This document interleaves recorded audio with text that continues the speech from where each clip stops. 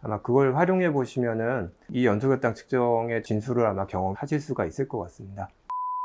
안녕하세요. 대한당뇨병학회에서 보내드리는 당뇨병의 정석입니다. 저는 가톨릭 의대 이은영입니다. 지난 시간처럼 삼성 서울병원의 진상만 교수님과 함께 이 시간을 하도록 하겠습니다. 안녕하세요. 진상만입니다.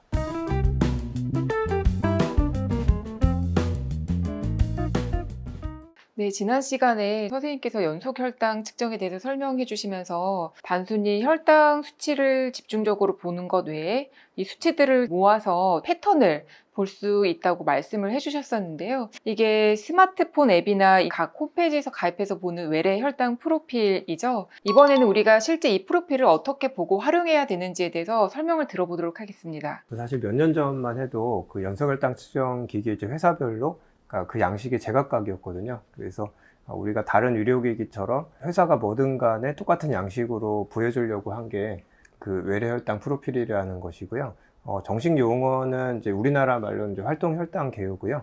영어로는 Ambulatory Glucose Profile이라고 해서 이제 AGP라는 이제 약자로 많이 불립니다. 이 그림 만들 때 그 착안한 것이 혈당을 14일 이상을 모여서 통계를 보여주면 한 달 이상의 경향하고 거의 같아진다는 건데요. 그래서 이 그림에서 보시는 것처럼 14일 이상 모아진 같은 시간의 혈당을 1등부터 100등까지 모았을 때 50%에 해당하는 선이 이제 검은색 선이 되겠습니다. 그래서 이 선이 가는 방향을 보면 그 시간대의 혈당이 평균적으로 어느 방향으로 움직이는지를 알 수가 있습니다. 예를 들어서 밤에는 음식을 보통 안 먹게 되니까 지속성 인슐린을 맞고 있는 사람이면 지속성 인슐린 용량이 적절한지를 알기에 좋은 시간인데요. 그래서 밤 동안 방향이 어떻게 되는지를 보고 인슐린 용량 조절에 참고를 할 수가 있습니다. 예를 들면 이 그림처럼 밤 동안 혈당이 화살표처럼 올라가는 방향이면 그 지속성 인슐린을 늘려주는 것입니다. 제가 이런 외래 혈당 프로필 AGP를 보다 보니까 굉장히 이 그림처럼 조절이 잘 되는 분도 있고 반대로 이 그림처럼 혈당 조절이 잘 되지 않는 경우도 있더라고요. 이 잘 조절되는 왼쪽 그림과 달리 오른쪽 그림을 보시면 검은 실선 외에도 이 파란색과 하늘색 그래프 범위가 굉장히 좀 넓게 퍼져 있거든요. 이런 경우는 어떤 경우인지 그리고 또 어떻게 관리해야 되는지 설명 좀 부탁드립니다. 그래프가 위아래로 넓다는 의미는 그 시간대에 편차가 크다는 것인데요. 특히 인슐린을 사용하고 있다면 이럴 때는 일괄적으로 인슐린을 늘려주는 게 아니라 또 이제 일괄적으로 줄여주는 게 아니라 식사 때 하는 탄수화물 섭취 양하고 인슐린 용량을 잘 맞춰줘야 됩니다. 그래서 이 유튜브에 이제 바로 앞에 두 편이 탄수화물 계량을 이제 다루고 있는데 정확하게 탄수화물이 몇 그램지를 예상하고 이제 초속효성 인슐린 1단위가 탄수화물 몇 그램에 해당하는지를 파악하면은 이런 편차를 좀 줄일 수가 있고요. 이외에도 추세화살표라는 것을 사용해서 인슐린 용량을 보정하고 식사 내용 바꿔보는 내용도 있는데요. 그래서 이런 것들을 잘 익히시면은 이런 편차들을 줄일 수가 있으니까 다음 편 영상들도 잘 보시면 좋을 것 같습니다. 근데 교수님 여기서 말씀한 AGP는 앞에서 보여주신 그런 24시간 혈당 외에도 다른 데이터들도 좀 같이 많이 나오는 걸로 알고 있는데요. 먼저 여기에서 보여드리는 막대 그래프가 항상 같이 나오는데 이건 어떻게 해석해야 되는지 설명 좀 부탁드립니다. 이 그래프는 이제 혈당 조절 정도를 알려주는 지표의 이제 하나로 보시면 되고요. 그래서 녹색은 이제 혈당 목표 범위인 이제 70에서 180 이제 사이인 비율이 얼마나 되냐를 보여주고요. 그래서 우리가 이제 목표 범위 내 비율이라고 하고 영어로는 타임 인 레인지라고 해서 TIR이라는 이제 약자로 많이 사용하고요. 그래서 붉은색은 이제 혈당이 70 또는 이제 54 미만인 퍼센트를 이제 보여주는 거고, 노란색과 주황색은 혈당이 180 또는 250 이상으로 그 높은 비율을 의미합니다. 그래서 연령이나 또 저혈당 위험도나 그러니까 임신 등이나 그러니까 이런 상황에 따라서 목표 범위가 조금 틀려지기는 하는데요. 일반적으로 이제 목표 범위 내 비율, 즉 TIR이 70% 정도 되면은 대개는 당화혈색소로는 7% 정도 보통 나오고요. TIR이 한 50% 정도 되면은 당화혈색소가 보통 8% 정도가 됩니다. 그리고 이제 저혈당을 나타내는 이제 그 비율은 일반적으로 70 미만을 4% 미만하고 이제 고혈당은 25% 미만 정도를 이제 목표로 하고 있습니다. 네, 교수님 마지막으로 이 외에도 AGP에서 확인해야 될 중요한 수치들이 있다면 한두 가지만 조금 더 설명 부탁드립니다. 그래서 혈당 조절 정도를 알려주는 지표로 이제 평균 포도당 농도와 이제 혈당 관리 표시기라는 게 있는데요. 혈당 관리 표시기는 그 평균 혈당을 당화혈색소 수치로 환산한 겁니다. 그래서 일반적으로 당화혈색소와 거의 비슷한 수치가 나오는데 혈당 변동이 심한 경우에는 이제 실제 당화혈색소랑 좀 틀리게 될 수가 있어요. 혈당 관리 표시기가 당화혈색소보다 낮은 경우는 이게 저혈당이 많은 경우 있습니다. 그래서 확인해 봐야 되고, 또 이제 혈당 관리 표시기가 당화혈색소보다 높게 나오는 경우는 당화혈색소 목표치를 좀 더 낮춰서 조절하는 게 좋습니다. 그리고 마지막으로 이 숫자들 중에서 제일 한눈에 많은 정보를 주는 것이 혈당 변동성이라고 된 부분인데요. 그래서 신기하게 이 숫자가 36% 넘으면 거의 예외 없이 이제 그 사람은 저혈당이 있습니다. 그래서 이 숫자 하나만 봐도 얼마나 이제 위험한 상황인지를 알 수가 있는 거고요. 여기서 54를 이제 따로 해놨는데요. 그래서 54를 따로 해놓은 이유는 이 정도로 이제 심한 저혈당이 반복이 되면은 나중에는 이제 저혈당이 와도 그 증상을 못 느끼게 되거든요. 그래서 이 54 미만인 퍼센트가 워낙 중요해서 따로 해놓은 것이고요. 하루를 이제 24시간으로 생각하면은 1%만 해도 하루에 15분이 되는 거거든요. 그래서 이 숫자가 0. 몇 %만 나와도 사실은 이제 꽤 긴 시간이 될 수 있다고 생각하시면 되겠습니다.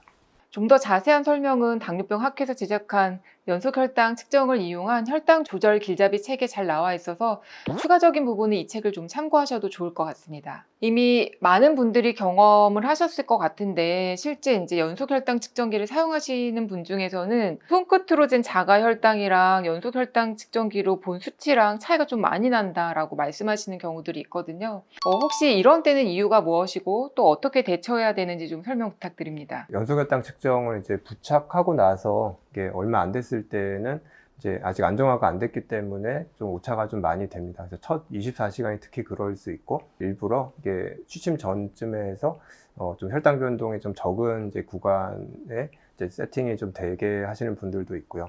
센서가 피부에 잘 부착되어 있지 않거나 센서가 손상됐거나 눌려서 압력을 받는 경우에 센서 정확도가 좀 떨어질 수가 있습니다. 그래서 허리나 둔부나 또 앉거나 잘 때 눌릴 수 있는 부위에는 착용하지 않는 것이 좋습니다. 센서별로 각각 사용하는 유효기간이 좀 다르다고 말씀해 주셨는데 이런 유효기간이 지나지 않았는지도 다시 한번 체크해 보는 게 좋겠군요. 유효기간 지나고 나서도 계속 쓰시는 경우도 있는데 그 정확도가 좀 감소할 수 있으니까 좀 주의가 좀 필요합니다. 지난 시간에 설명해 주실 때 연속 혈당 측정이 사실 정확하게는 혈당을 측정하는 건 아니고 간질액에 있는 포도당을 측정하는 거라고 말씀을 해 주셨는데요. 이것 때문에도 좀 혈당이 실제 그 손에서 재는 혈당이랑 차이가 많이 날 수 있지 않을까요? 그 혈당이 급격하게 변화를 하게 되면 오차가 크게 나타날 수가 있는데요. 중요한 상황이 저혈당 오고 나서 그 주스나 사탕 같은 거 드시고 이제 교정한 상황이에요. 체열을 해보면 15분 정도면 혈당이 다 올라와 있는데 연소혈당 측정으로 아직도 저혈당인 것처럼 나올 수가 있어서 저혈당 교정하고 확인할 때는 할 수만 있으면 이제 손끝 체열을 해가지고 확인하면 좋을 것 같습니다. 요 외에도 저희가 간질액의 포도당을 측정하는 거기 때문에 또 다른 영향들도 조금 있을 것 같은데요. 그 대표적인 게 이제 약제가 몇 가지 있는데요. 그래서 예전에는 이제 아세트아미노펜이라는 계열의 이제 약제들이 중요했는데 이제 혈당이 뭐 30 이상 크게 막 차이 나는 경우도 많이 있었어요. 근데 지금은 이제 덱스콤 G6나 프리스타일 리브레 같은 이제 기계들은 아세트아미노펜이라는 약은 별로 이제 영향을 받지 않는 걸로 나와 있습니다. 그리고 비타민 C나 아스피린도 아주 고용량을 드시는 경우에는 정확도 감소될 수가 있습니다. 어떤 이제 연소혈당 측정 기기는 이렇게 손끝 체열을 해서 그거를 보정해 줘야 되는 경우도 있어요. 근데 그런 경우에 그 보정을 한 그 혈당이 정확하지가 않으면은 보정을 받은 이제 연소혈당 측정도 정확도가 떨어지기 때문에 보정할 때는 정말 제일 이제 정확한 기계를 사용하는 게 중요합니다. 이런 특별한 원인 없이도 정확도가 좀 낮다라고 느끼는 그런 경우들이 있는 것 같습니다. 저도 연속혈당 측정기계 데모 사용하면서 손끝 체열도 같이 해봤었거든요. 때에 따라서 좀 다르지만 적을 때는 한 10 정도, 그다음 많을 때는 한 20 정도까지도 혈당이 차이가 났었는데 저 사실 다른 약도 먹지 않았고 잘 부착했고 오류들은 없었던 것 같은데 왜 그럴까요? 이런 경우는. 제가 2010년대 초반 정도요. 처음 이제 이런 거를 공부할 때 그때는 사실 그 정확도가 안 좋았는데도 이제 FDA에서 연소혈당 측정 결과만을 가지고 그러면 이제 인슐린 용량 정하는 걸 그럼 금지를 했겠지요. 근데 그 당시에 이제 임상 시험을 해봐도 그냥 손끝 혈당 체열만 한 사람들보다 이거를 같이 쓴 사람들이 혈당 조절이 더 잘 되는 걸로 나왔었어요. 사실 지금 이렇게 FDA에서 그 연소혈당 측정 하나만 가지고 그 인슐린 용량 조정하는 걸 허용한 것도 2016년이 처음이거든요. 그래서 어떻게 생각하면은 한 시점에서 그 혈당을 본다는 게 얼마나 한계가 있냐를 좀 말해주는 부분이라 생각을 합니다.